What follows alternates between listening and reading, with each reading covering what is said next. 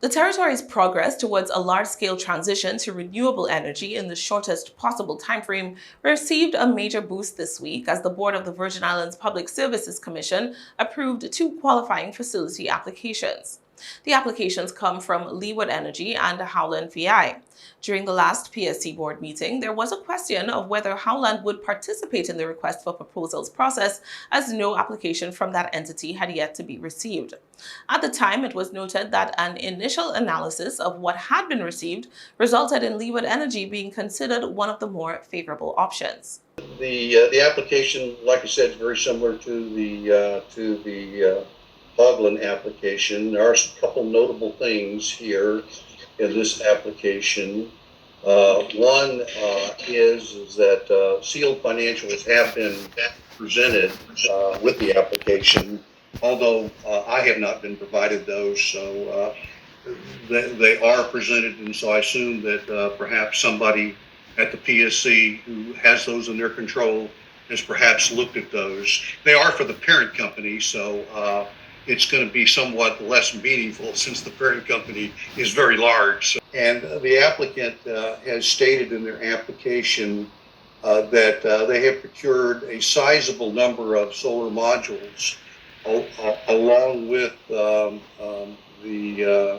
some of the other ancillary equipment such as main power transformers, etc., and that this equipment is available to them for what would in essence be immediate deployment at projects that they so select.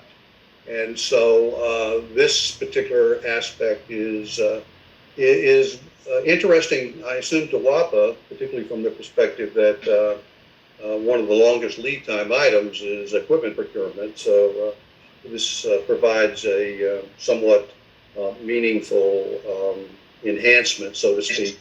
Although the applications are similar in terms of the overall structure, there are differences to consider. Leeward Energy was a company with global presence, for example, while Howland is a local vendor. PSC Board Chair David Hughes provided some clarification after much discussion about the qualifying facility process and what it entails over the past few months. The QF process creates an opportunity for companies to participate in a good faith discussion with the Water and Power Authority. This became necessary in years past because the Water and Power Authority was not always willing to do so. It was useful for the PSC to compel such a conversation, and I would stress the words good faith, negotiation, and discussion. Here are some of the things that the QF doesn't do. It conveys no right of exclusivity to negotiate with the public utility. It conveys no pre-approval of any specific project by the PSC. It creates only limited guidance for the pricing and compensation under any eventual power purchase agreement, and conveys no approval of any specific project by the PSC. It does not provide any implied review or approval for any project, any technology, any location that the application may contemplate. It's an information gathering process. It's helpful to the PSC and hopefully to the utility so that we can all know why we're having these discussions. But it is simply an information process and approval that suggests that the Public Services Commission is interested in the activities that are being proposed by these entities.